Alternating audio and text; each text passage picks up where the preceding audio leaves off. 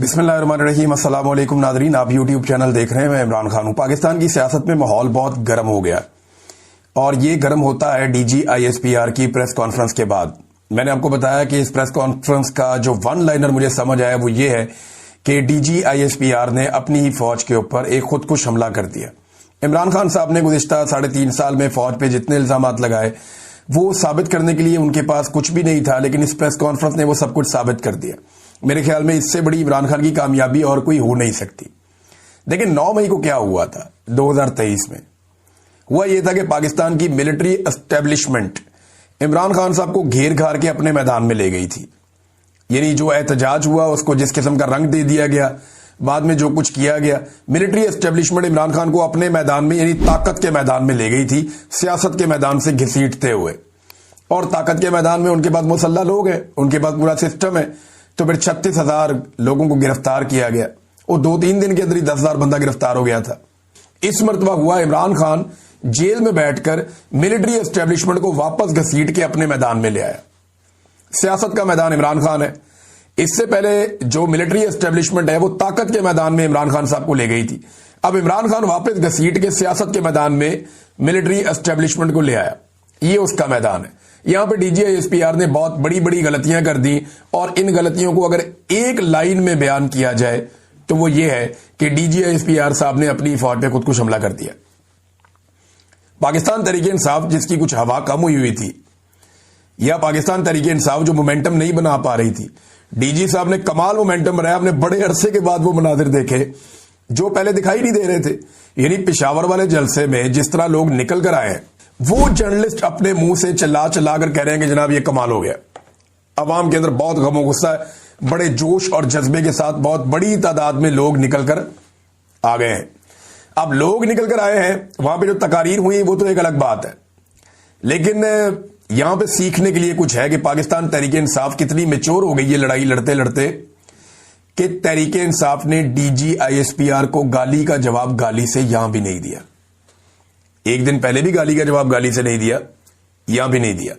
लेकिन पब्लिक को तो नहीं रोक सकता ना कोई, पब्लिक के मुंह पे हाथ नहीं रख सकता। जब भी कोई ऐसी बात होती थी तो पब्लिक वही बोल रही थी जो डीजी साहब बोल रहे थे। अब लोग बड़ों से सीखते हैं। डीजीआईएसपीआर ने जो लफ्ज इस्तेमाल किया पूरे जलसे के अंदर लोग उसी लफ्ज से मुखातिब कर रहे थे। ये बड़ा नामुनासिब है जो डीजी साहब ने काम किया और लोगों को सिखाया। ये नहीं होना चाहिए था, इसकी कोई गुंजाइश पाकिस्तान की सियासत में नहीं होनी चाहिए थी। अब हैरत की बात मुझे यह है कि पाकिस्तान के जितने भी जमहूरे हैं, चाहे वो एमकेएम वाले हों, चाहे वो पीपल्स पार्टी वाले हों, चाहे वो नून लीग वाले हों, चाहे बाकी जमातों वाले हों, ये जमहूरे सारे के सारे आगे प्रेस कॉन्फ्रेंसें कर रहे हैं और इनके ऊपर बेचारों पे दबाव डाला गया कि आओ यार आके हमें जो है वो आप कहो आकर के हमने ठीक किया। तो अब वो जमहूरे कह रहे हैं जी हम 100% मुत्तफिक हैं, जो डीजी ने कहा, डीजीआईएसपीआर ने जो कहा जी हम उससे मुत्तफिक हैं। ये ना फौज के ऊपर चढ़ाई, फौज के साथ बदतमीजी। इमरान खान कहता है मुल्क भी मेरा, फौज भी मेरी। फौज को तो वो कहता कोई नहीं, वो ये कहता है कि फौज का अपने सियासी और जाती मफाद के लिए इस्तेमाल बंद किया जाए। जिस काम के लिए कौम ने ये फौज पाली है और जिस काम के लिए कौम ने ये फौज रखी है, फौज को सिर्फ वो काम करने दिया जाए। बैरकों में जाने के अलावा और कोई रास्ता नहीं है, या तो मैदान जंग में या बैरक में। यही फौज की ड्यूटी है। या फौज को अगर कहीं बुलाया जाए मदद के लिए तो उनको वो आना चाहिए, बिल्कुल आना चाहिए, उनकी वो आईनी जिम्मेदारी है।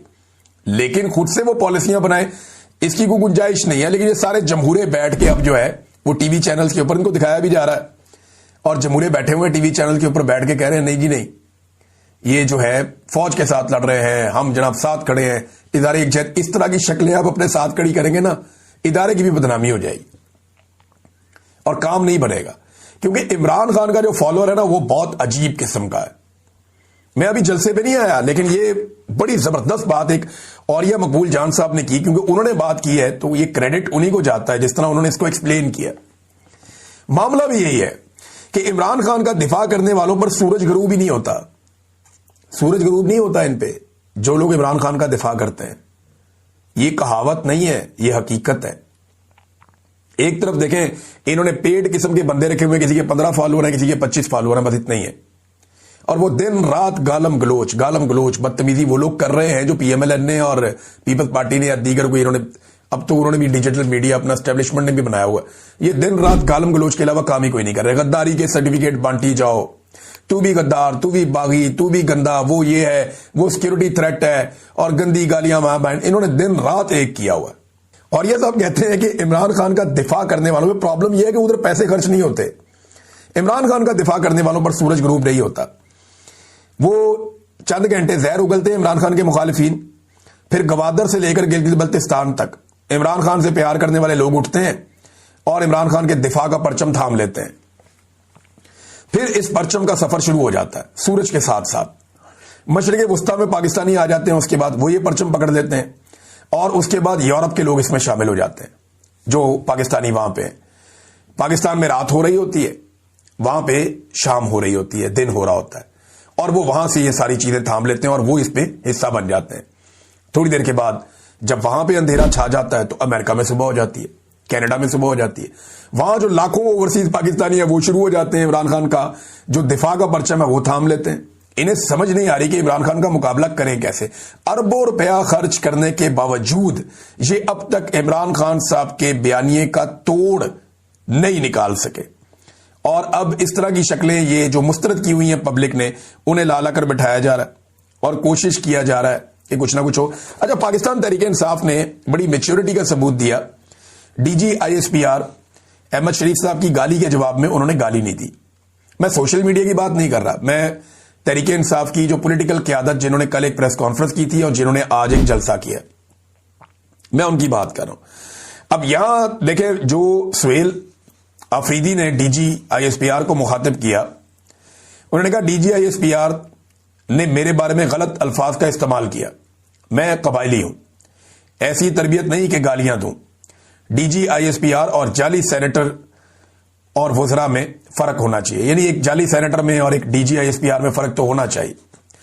जाली वज़रा के अंदर और डीजी आईएसपीआर में फर्क तो होना चाहिए। फिर उन्होंने बाद में इमरान खान के बारे में डीजी आईएसपीआर को कहा कि आप नाम क्यों नहीं लेते, नाम लेना इसका उसका, ऐसे क्यों बोलते हैं आप, नाम लें उसका, इमरान अहमद खान न्याजी, और ये नाम हमेशा याद रखना। ये भी सुहेल आफरीदी ने कहा। बड़ी लंबी उन्होंने तकरीर की। मैं एक और चीज देख रहा था, मुझे हैरत भी हो रही थी कि जब वो सुहेल आफरीदी ने कहा कि मैं 100 अरब रुपया खर्च करने जा रहा हूं पेशावर के ऊपर, पेशावर से आए हुए थे ना सारे लोग, और बहुत बड़ा जलसा था, मैं 100 अरब रुपया खर्च करने जा रहा हूं पेशावर पे। लोगों के अंदर मैंने जोशो खरोशी नहीं देखा। मैं ये देख रहा हूं जब भी वो तरक्याती मंसूबों की बात करते हैं, वो दीगर चीजों की बात करते हैं, लोगों को जोश नहीं आता, लोग उसके ऊपर रिस्पॉन्ड नहीं करते। लोगों को पता है इनकी जिम्मेदारी ये काम इन्होंने करना ही करना है। ये जो बजट अब इन्हें देते हैं इसके साथ इन्होंने पब्लिक का काम करना है। लेकिन असल प्रॉब्लम क्या, जो एस्टेब्लिशमेंट का भी प्रॉब्लम है, जब वो इमरान खान का नाम जलसे में लेते हैं पूरा जलसा गर्म हो जाता है। अब तक के लिए इतने, अपना ख्याल रखिएगा, अपने चैनल का भी। अल्लाह हाफिज़।